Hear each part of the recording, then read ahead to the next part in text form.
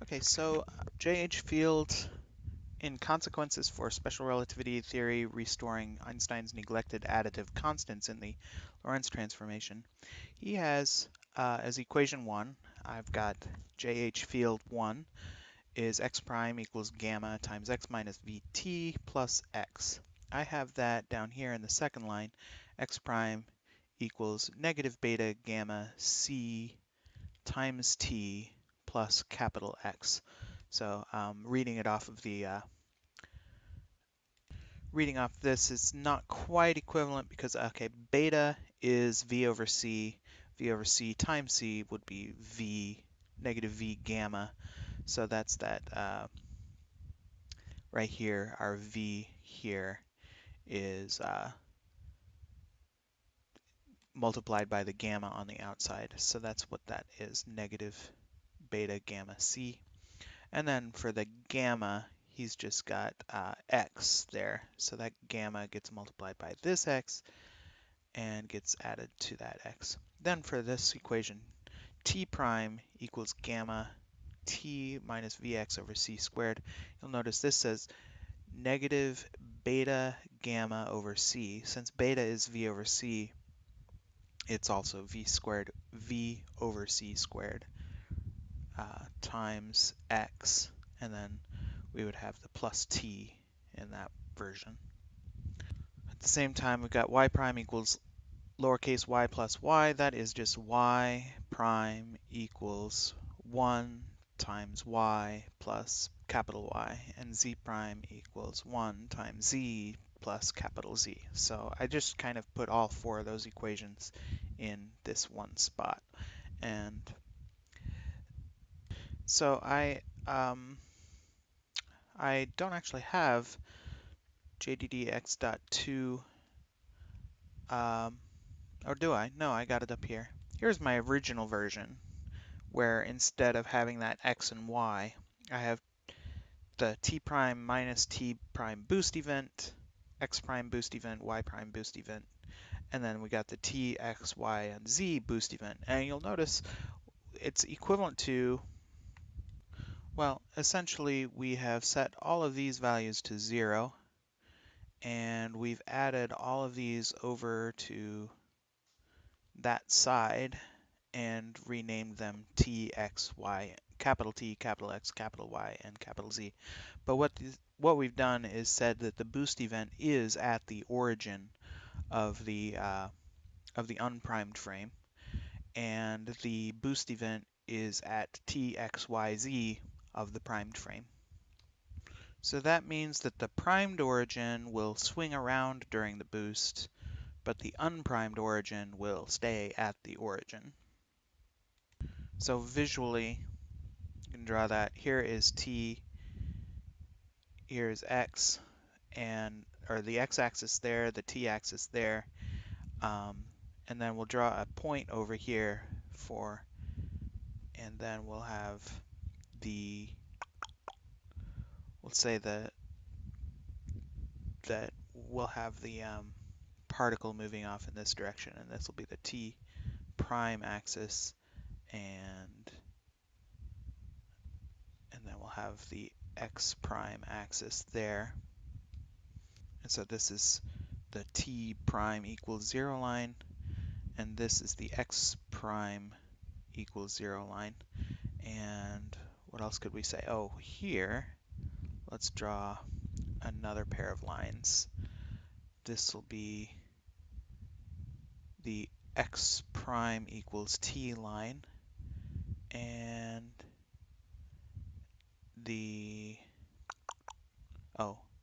I've got it going right through it, don't I? I meant to not have it going right through it, but yeah, this will be so in this case, this would be the t prime equals 0, x prime equals t. Okay, after hitting undo a huge number of times, I'm going to draw this in a different way. So we'll have something like this. I don't want to actually go through the origin. So this is this is the t equals 0 line. This is the x equals 0 line. So although it's the x-axis and the t-axis, we want to label them as the t equals 0 and x equals 0 line. This one is going to be the t prime equals 0 line, and this one is the x prime equals 0 line. And then we will draw the boost event is right here that we're going to use.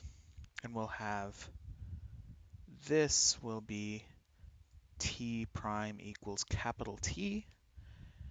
And this will be x prime equals capital X. So that is essentially what we've set up for this transformation. Now specifically what that transformation is going to do is it's going to bring this line and this line, the t prime equals 0 and t prime equals t line, it's going to make those lines horizontal, and it's going to make this x prime equals x line and x prime equals 0 line, it's going to make those vertical.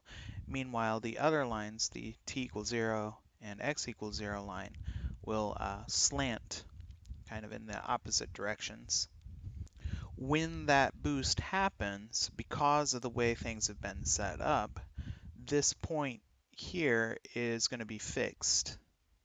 That point is going to be fixed, and what's going to happen to this line, since it's in the past region, I'll draw like give it a sense of the speed of light lines. And this is going to move along a parabolic arc, probably across there. This event will actually move to the right, to there. Other events up here will move this way. These events will move this way, and these events will move this way. So the primed origin, it's not might, but will swing around during the boost, but the unprimed origin will stay at the origin. So this unprimed origin will stay at the origin. These lines, the x line, oops, I should draw it this way. That moves that way, and this event will move down that way. Oh, this event moves this way. This event moves this way. Okay, it's kind of weird. So J.H.Fields asks, what is the operational physical meaning of the space and time coordinate symbols in equations 1 through 4? It's a good question, and of course if the question is not answered correctly, then it would constitute a misapplication of the equation. Alright, let's go down here. J.H.Fields continues, consider then a clock C prime at rest on the x prime axis. So it says at rest on the x prime axis. That's an odd thing to say. Okay, yeah, actually it kind of makes sense. At rest on the x prime axis means that it's not changing in t prime. So it's at rest with it's like parallel to the x prime equals x axis. This is going to be x prime of the primed clock equals, and we're writing the word chi. Okay, so x prime is c prime equals chi that registers the epoch t prime. So that clock is going to say t prime, and so we're picking some arbitrary event where registers the epoch t prime. The epoch t in 1 and 2 is that registered by the second clock, c at rest. Okay, and I think what he's going to do is he's going to put another clock here, and we're going to say this one is I'm going to say x equals, I'm going to call it x sub c. So it's at a position x sub c. And the epoch t in 1 and 2 is that registered by the second clock c. I don't want to reuse t here as a variable or as a constant. But yeah, it should be, at this point, it should be measuring the same value of t as this one. T there, t there, t there, t there, whatever t is. So it is measuring t is a variable, and this clock is measuring t prime. All right, that makes sense. So let's run through this. We've got x equals 0, the spatial origin of the unprimed frame, vertical line, through the event of the unprimed origin, which is also the event of the boost. We've got t equals 0, which is this line, the temporal isocline of the unprimed frame, horizontal line through the event of the unprimed origin, which is also the event of the boost. Okay, next we have x prime equals 0. X prime equals 0 here. And it is the origin of the primed frame. It's a nearly vertical line through the event of the primed origin right there. T prime equals 0 right here, this blue line. It's the temporal origin isocline of the primed frame. It's a nearly horizontal line through the event of the primed origin. X prime equals x.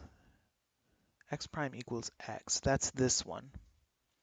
X prime equals x is the location of the boost event in the primed frame, a nearly vertical line through the event of the boost. Then we got t prime equals capital T, the temporal isocline of the boost event. It's a nearly horizontal line through the event of the boost. X prime equals chi. That's this one, the red line here. It's the position of the clock C prime, positions in the prime frame, which is nearly vertical line, and I'll call this the E sub CC for where the two clocks meet. And x equals x sub c, which is this line here, position of clock C, position in the unprimed frame, a vertical line through the clock meeting event. Then J.H.Fields continues, suppose that at some given instant, both S and S prime, C and C prime are synchronized so that t equals tau and t prime equals tau prime. So let's make those lines green, and I'll call this one t equals tau, and this one, whoops, don't want that to go that way. Oh no, sorry, when you do an undo, it takes away your pen. All right, so t prime equals tau prime. So those are the two lines there. The isocline of time in the unprimed frame and the primed frame through the, so I could call this the tau meeting time, tau prime meeting time, and the tau meeting time. Now, I wonder if you might think that I'm using some circular reasoning here. You'll notice that I've drawn all of these t prime equals constant lines tilted. So obviously I've taken it as a given that the relativity of simultaneity is a valid concept. However, if you look through J.H.Fields' paper, he has here an equation 1 and 2 that t prime is a function of both t and x. So since t prime is a function of both t and x, that means that it is sloped in a version, it is sloped away from t. t t prime constant, t constant. And because it's a linear equation, that means that they're only going to be the same at one point, as long as v is not equal to 0. I'm sorry, v. As long as v is not equal to, dang it. As long as v is not equal to 0, these are going to be different lines that cross only at one point. So J.H.Fields shows in equation 2 that t prime is a function of both x and t. So I have not assumed independently that t prime equals constant and t equals constant are different lines. It is the result of accepting equation 2. So that gets me back to a point that I tried to make in the first video. Choose one. If you are claiming that a theory is demonstrably false through experiment, do not also try to make the case that it is internally inconsistent or that it doesn't make sense. For the hypothesis to be rejected, acknowledge that it exists and that it makes unambiguous predictions about the nature of reality first. Only once you acknowledge the hypothesis can you use the scientific method to reject that hypothesis. So in the next video, we're going to take as given the location of the clock crossing event. We're going to say t comma x. We're going to say t comma x is going to be tau comma and chi. I would rather say not use chi, I'd rather use x sub c. And we'll use t prime comma x prime for the clock crossing event is going to be tau prime. I'm going to call it tau meet and tau prime meet, and comma x sub c is the unprimed coordinate of the unprimed clock, and this is going to be the primed coordinate of the primed clock, x prime and c prime. So that locates the clock crossing event in both coordinate systems. And from that, we're going to see where the boost event, which is also the unprimed origin, we're going to see what is t of tau meet comma x sub c comma x sub c prime, and what is x is going to be a function of the tau meeting time, and x sub c or x sub c prime. Thanks for watching.